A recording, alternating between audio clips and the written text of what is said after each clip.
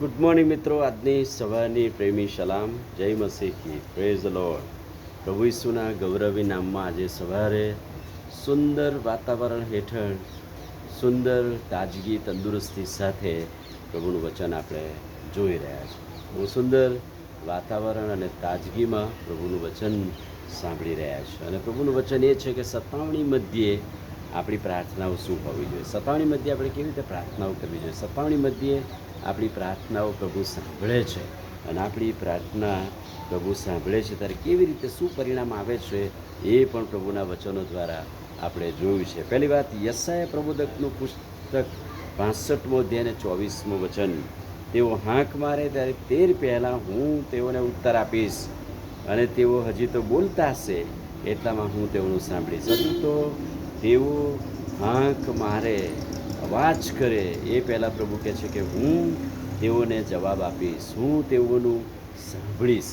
બીજી વાત, રોમિયોને પત્ર 8મો અધ્યાય 26થી 30 વચન. પવિત્ર આત્મા આપણી નિર્બળતામાં આપણને સહાય આપે છે, કેમ કે યથાયોગ્ય શું પ્રાર્થના કરવી તે આપણે જાણતા નથી, પણ આત્મા પોતે અવાચ્ય નિશ્વાસથી આપણે સારું મધ્યસ્થી કરે છે. આપણા મધ્યસ્થ અને તારનાર એ પવિત્ર આત્મા છે અને પવિત્ર આત્મા યથાયોગ્ય શું પ્રાર્થના કરવી એ આપણને બતાવે છે.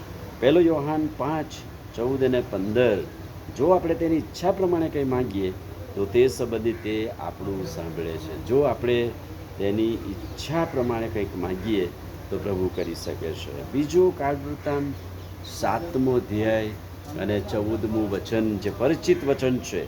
ત્યારે જો મારા લોક જેઓ મારા નામથી ઓળખાય છે તેઓ નમી જશે, પ્રાર્થના કરીને મારું મુખ શોધશે ને પોતાના દુષ્ટ માર્ગથી ફરશે, તો હું આકાશમાંથી તેઓનું સાંભળીશ, તેઓના પાપ માફ કરીશ, તેઓના દેશને સાજો કરીશ.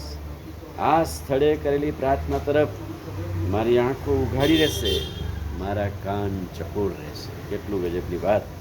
લોકો પ્રાર્થના કરે વિશ્વાસથી તો પ્રભુ કહે છે કે આ સ્થળે કરેલી પ્રાર્થના હું સાંભળીશ, દુષ્ટ માર્ગથી ફરશે તો પાપ માફ કરીશ, આકાશમાંથી તેમનું સાંભળીશ, દેશને સાજો કરીશ, પાપ માફ કરીશ. અને આ સ્થળે કરેલી પ્રાર્થના તરફ પ્રભુ કહે છે કે મારા કાન અને મારી આંખ ખુલ્લી રહેશે. આમીન. પ્રાર્થના કરે. વાલા પ્રભુ, ખાતરીદાયક અદ્ભુત વચનને માટે આભાર. વચનના પ્રકાશમાં અમને દોરો, અમને તમારું સામર્થ્ય આપો. પ્રભુ ઈસુના નામમાં પ્રાર્થીએ છીએ, સાંભળો ને માન્ય કરો. આમીન. God bless.